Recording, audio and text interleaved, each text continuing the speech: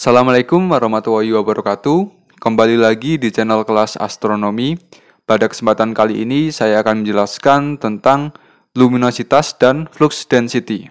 Sebelumnya marilah kita ingat-ingat tentang materi radiasi benda hitam yang sudah kita pelajari sebelumnya. Gambar sebelah kanan ini adalah grafik yang menggambarkan fungsi intensitas terhadap frekuensi dan temperatur. Nah, dari pembahasan sebelumnya, jika intensitas ini yang fungsi frekuensi diintegralkan pada selang frekuensi dari 0 sampai tak hingga, atau sama dengan juga intensitas fungsi panjang gelombang yang diintegralkan terhadap rentang panjang gelombang dari 0 sampai tak hingga, maka akan kita dapatkan daya persatuan luas persatuan steradian. Nah, integral itu adalah menghitung luas area di bawah kurva. Jadi, misalkan kurva yang biru ini diintegralkan dari 0 sampai tak hingga, maka kita itu tujuannya adalah mencari luas area di bawah kurvanya ini. Gitu.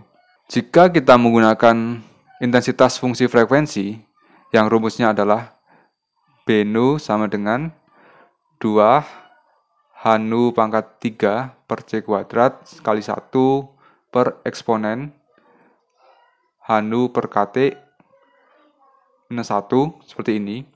Jika kita integralkan dari 0 sampai tak hingga, B nu kali D nu, seperti ini. Maka konstantanya bisa kita keluarkan seperti ini. 2 kali H per C kuadrat dikali integral dari 0 sampai tak hingga, nu pangkat 3 D nu per eksponen H nu per KT minus 1.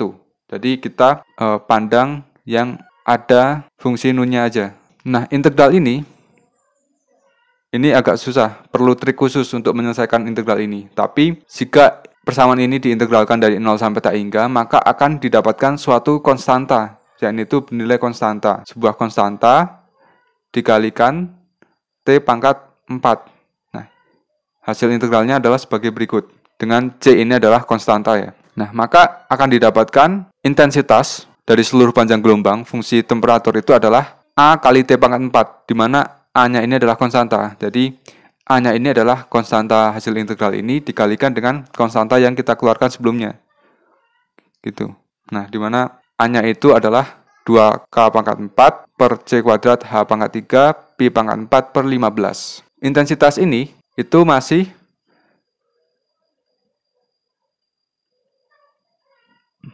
satuannya adalah watt meter pangkat minus 2 steradian pangkat minus 1.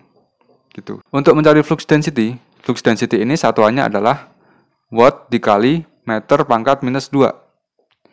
Itu kita perlu mengalikan pi. Nah, kenapa harus dikali pi?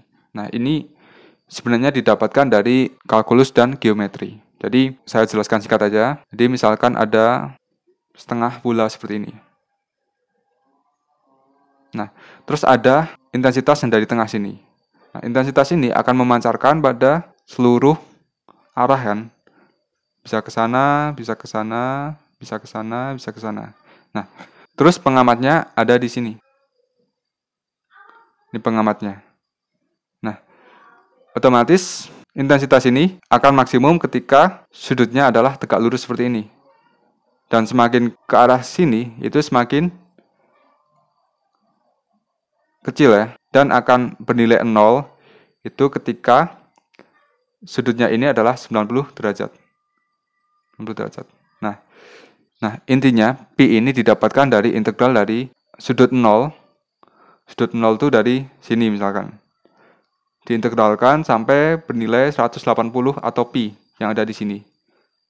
Maka didapat nilai P ini. Nah, ini penjelasan secara singkatnya, tapi detailnya saya tidak menjelaskan. Nah, karena P adalah konstanta kali T pangkat 4, maka F ini, karena P adalah konstanta, maka bisa dinyatakan konstanta kali T pangkat 4, di mana sigma ini adalah konstanta Stephen Boltzmann yang bernilai 5,67 kali 10 pangkat minus 8 watt meter pangkat minus 2 kali Kelvin pangkat minus 4. Nah, ini satuannya ya.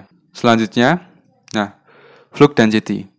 Flux density adalah jumlah energi yang dipancarkan per setiap meter kuadrat permukaan benda hitam per detik ke semua arah, yang dirumuskan sebagai F sama dengan sigma kali T pangkat 4, di mana satuan dari flux density ini adalah watt per meter pangkat minus 2. Nah, dan sigma, ini bukan satuannya, salah nih.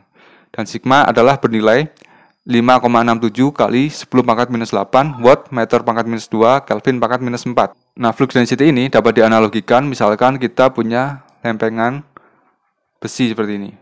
Nah, besi ini mempunyai temperatur tertentu, misalkan temperaturnya adalah T.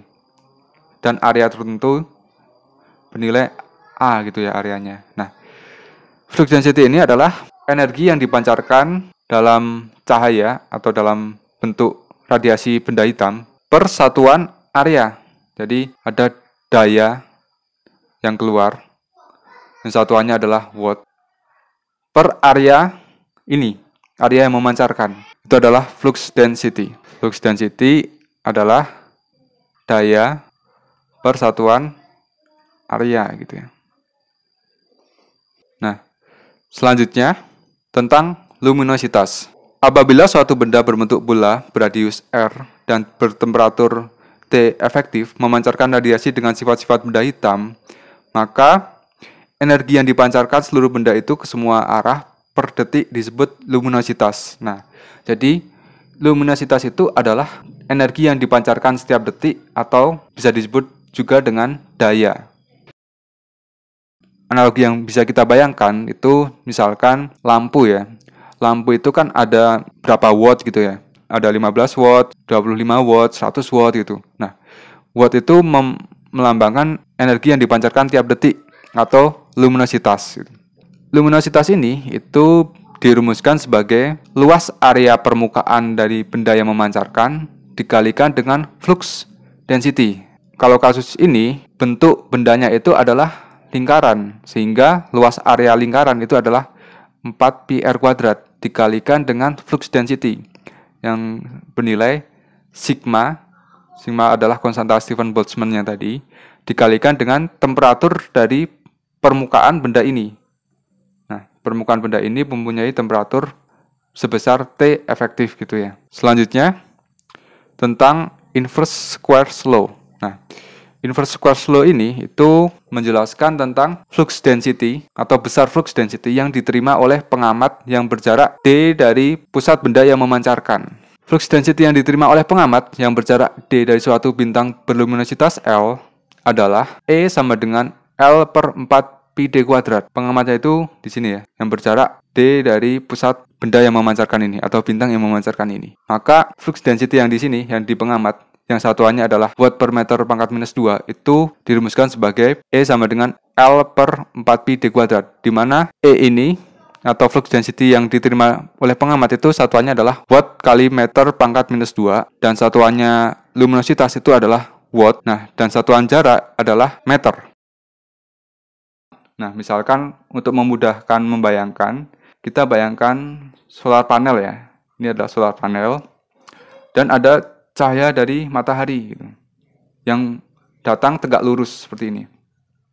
Nah, kalau datang tegak lurus, maka daya persatuan area atau E-nya itu adalah luminositas dari benda yang memancarkan dibagi dengan 4πd² gitu.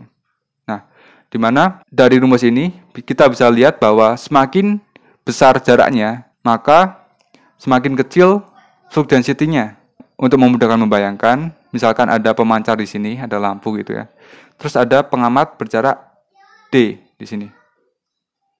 Nah, pengamat ini mempunyai solar panel dengan luas 1 meter persegi seperti ini ya. Nah, terus ada pengamat kedua di sini dengan jarak 2D. Maka bisa kita lihat bahwa pengamatnya di sini itu akan mendapatkan flux density yang bernilai 4 kali lebih kecil daripada pengamat yang di sini. Nah, agar mendapatkan energi yang sama, maka pengamatnya di sini perlu solar panel yang sebesar 4 kali dari solar panel yang di pengamat pertama. Seperti itu.